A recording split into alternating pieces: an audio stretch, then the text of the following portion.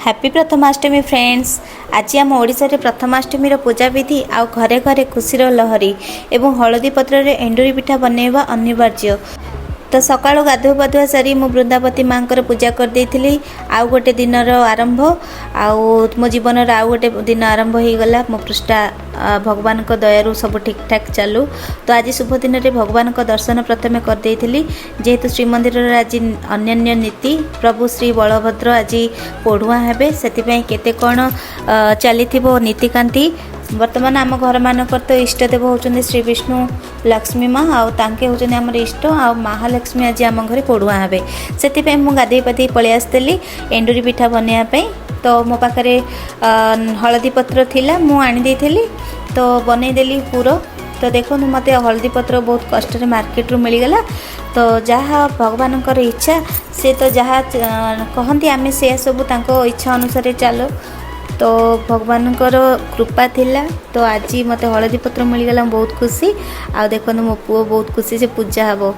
तो तापरे मु देखिली केतेटा हलदी पत्र मते मिली। तो मते 7टा पत्र दरकार थिला। तो चलंतु बनैबा हलदी पत्र पिठा। देखो ये भाव में मुझे चौदिकी हलदी पत्र पूरा पवित्र शुद्धपूत रे बनै देली महालक्ष्मी को पई। तो देखो आमर सब सासू मोर सब बेले बनाती। तो मुझे फास्ट टाइम कर जेहेतु मु बाहर रोची पिला पाठ पढ़ापी। तापर माँ पूजा अर्चना कर देइथिली। पूजा हलदी पानी रे गाधोइबा माँ को धूप दीप सब नैवेद्य माँ को दे देइथिली।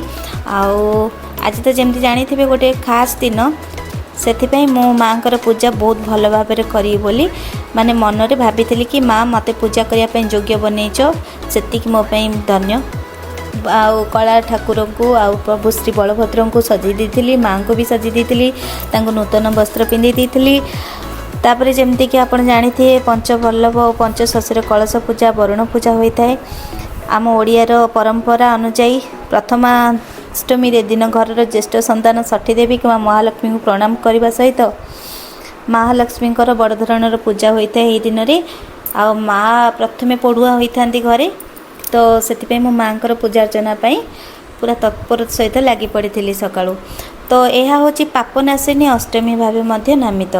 यही दिन परिवार ज्येष्ठ संतान सुख समृद्धि और दीर्घ जीवन कामना करी माँ माने महालक्ष्मी पूजा करि थांती। तो आपण जेमती जानिथिबे पिला माने तो एई दिन को बहुत खुशी रे अनै थांती कि आमे केबे बड़ होई पूजा हबो। तो सान माने बहुत कांदंती से भली मो झियो भी बहुत मन दुख करथिला कि मु कहीं बड़ हलिनी। तो भगवान सब बेले आशीर्वाद थाउ पिला मानक उपरे। आउ ए समस्त ओडियावासी समस्त हृदय रे महालक्ष्मी और प्रभु श्री जगन्नाथ थांतु। सब विपद आपद सब घंट घोड़ी रखि थांतु। परंपरा अनुसार आम घर मानकर जेहेतु श्री विष्णु एवं महालक्ष्मी आम इष्ट होता से महालक्ष्मी को नूतन अक्षत एवं धूपदीप हलदी पत्र पिठा लगी था। यही दिन संतान पिंधुथिबा नूतन वस्त्र मामू घर आसी थाए। से मामू को श्रद्धा और परिहास रे अष्टमी बंधु बोली कह जाए।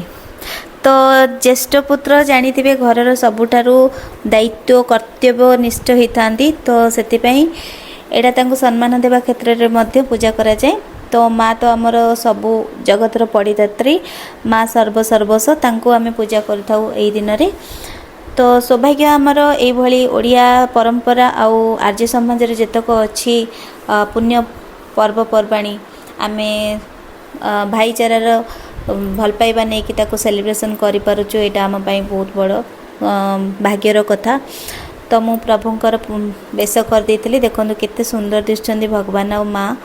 तो एभली भाव में पूजा अर्चना कर देइथिली जेमति कि छोट पिला घरे अछंती तो करबा सूट संभवपर हो पारना किंतु जी पारुची मुझे निश्चय ट्राए कर गोटे वीडियो आने। देखो मोर ए एंडुरी पिठा हलदी बनईकी थुआ जाइए। आउ हलदी तो थाए आंटी फंगाल और आंटी बैक्टेरिया जमती कि प्रोटेक्ट करिवो आमको सब प्रकार डिजीज रु जमती इम्यूनिटी पावरटा बढ़ेइबो। तो से हलदी मस्ट आम देहपाई हलदी पत्र पिठा और शीत दिन को क्लाइमेट तो यहाँ पूरा परफेक्ट अच्छी। तो आमको भगवान दे दी था कौ ऋतु आमको केमती रहार अच्छी। तो सेमिति भगवान आम पठे दे था। यही भाव में मोर पूजा अर्चना चली पिला माने बहुत खुशी लगुला कहीं से आज छुट्टी थे प्रथमाष्टमी छुट्टी तो से टिके स्पिरिचुअल आड़ को नेबाई मोर बहुत इच्छा तो सांगरे मिसिकी मत पूजा अर्चना करने को बहुत भल लगे किछि मंत्र शिखाए पढ़ेला बेले चांट करने जे कि धीमई जोटा कि स्मरण शक्ति बढ़े तो से मु बहुत चेष्टा करे कि से माने जिते स्पिरिचुअल थिंग जी से आम जेनेरेशन भल तो ये समस्ते बहुत आम भल भाव माँ पुष्पांजलि दे देइथिलु। आज तो जानिथिबे श्रीमंदिर रे प्रभुंकर केते बढ़िया नीति चलिबा आमे एठी जाई परिबानी सेना एठी तो भगवान को प्रणाम करि परिबा अंतर सहित तांको एठु प्रणाम कले सेठी जाके पहुँची परिबो भगवान तो आम पाखे सर्वबले पवन रे आ निश्वास रे अछंती तो देखंतु केते सुंदर दिसुचंदी मो प्रभु मते एमिति रूप देखा बहुत भल लगे आमती पूजा करने को बहुत भल लगे दिन राति केतले चली जाए मुझे जानी पारेनी तो महालक्ष्मी को प्रणाम करने सांगे मो दिन स्टार्ट कर देइथिली जेहेतु पुओ पूजा हबार थिला मांकर पूजा सार देइथिली प्रथमे तापरे को जल अर्घ्य देबा तापरे पुओर पूजा ए सब स्टार्ट कर देइथिली देखो ये सब पूजा सरला परे मु पळै आसली पुओ को धरिकी भगवान का पाखरे बसैकी पूजा करने चंदन सिंदूर आउ अक्षत देकी ताको पूजा कर देइथिली आउ से तो बहुत खुशी थिला आउ झील साइड रे ठिया कांदुला कि मते पूजा कर सी तार